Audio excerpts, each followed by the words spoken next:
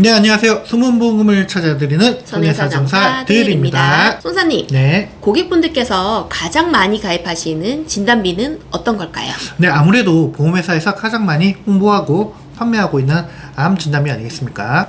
네, 맞습니다. 암 진단비가 많이 가입되고 있다 보니 분쟁도 굉장히 많이 발생하는데요. 오늘은 이 암 진단비 중에서도 아주 많이 발생하고 있는 분쟁 몇 가지를 소개해 드리도록 하겠습니다.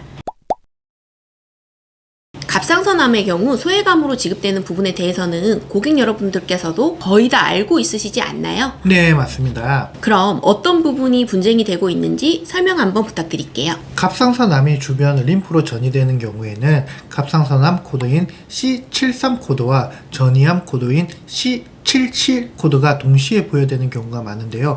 이 C77 코드의 경우 일반암 진단비에 해당하는 코드입니다.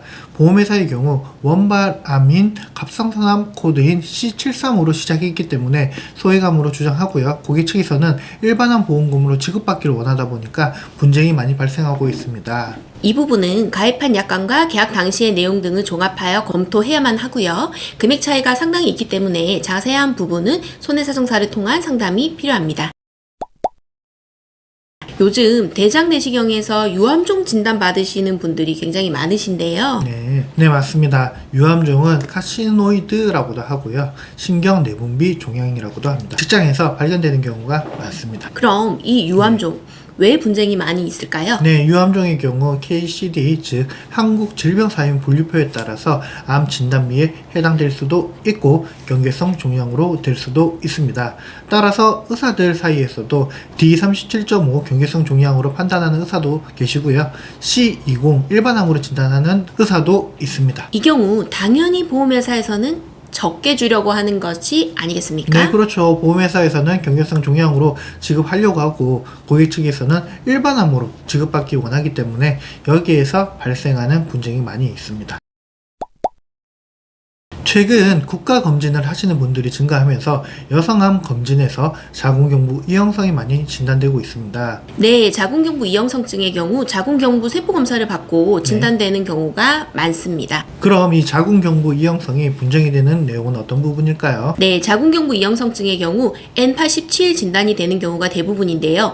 이 경우 약관에서 정하는 제자리암 코드는 아닙니다. 네. 따라서 보험회사에서는 제자리암 진단비가 아니라고 주장하는 경우가 대부분이고요. 그렇다면 진단비로 지급될 수 있는 부분도 있다는 거죠? 네, 그렇습니다. 자궁경부 이형성증의 경우 조직검사상 CIN이라는 진행 단계가 기재되는 경우가 많습니다. CIN의 경우 1단계에서 3단계까지 나눌 수가 있는데 CIN 2단계 및 CIN 3단계의 경우가 제자리암 진단비로 지급받을 수 있는 가능성이 있습니다. 이 부분의 차이로 인하여 제자리암 보험금 분쟁이 많이 발생하고 있습니다.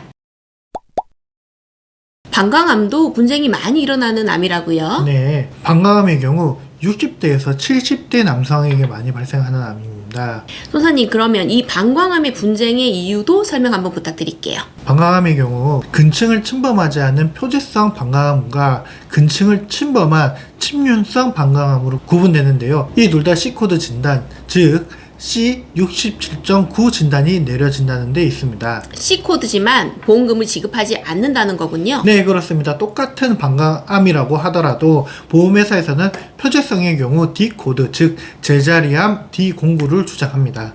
네, 표재성 방광암이 전체 방광암의 70에서 80% 정도를 차지하죠. 네. 문의하시는 많은 분들이 여기 표재성 방광암에 해당되신 경우가 많습니다. 맞습니다. 그렇다 보니 이런 자세한 내막에 대해서 잘 알지 못하는 고객의 입장에서는 진단서 상의 C코드 진단서를 가지고 암 진단비를 청구를 했으나 보험회사에서는 보험금이 지급이 안 되는 경우가 많습니다. 지급 가능할 수 있는 사례도 간단하게 한번 설명해 주세요. 최근 가입 약관의 경우 일반암 진단비 지급이 어렵다고 판단되고요. 다만 가입 연도나 계약 내용에 따라서 일반암으로 지급 가능한 경우도 있으니 상담이 필요한 부분이라고 할 수 있습니다. 방광암의 경우 남성에서 자주 발생하는데 또 여성에게 주로 발생하는 분쟁암은 뭐가 있을까요? 네, 난소의 경계성 종양이 분쟁이 많은 부분인데요. 난소의 경계성 종양은 진단 코드 D39.1로 진단이 되고 난소암으로 진단되는 경우에는 C56으로 주로 진단이 됩니다. 이 난소의 종양의 경우 조직 검사에서 난소의 점액성 종양과 난소의 장액성 종양이 분쟁이 많이 일어나고 있죠. 이 또한 한국표준질병 사인분류 변경에 따라 시기별로 보험금 지급의 가능성이 있을 수도 있어 분쟁이 많이 나타나고 있는 경우입니다.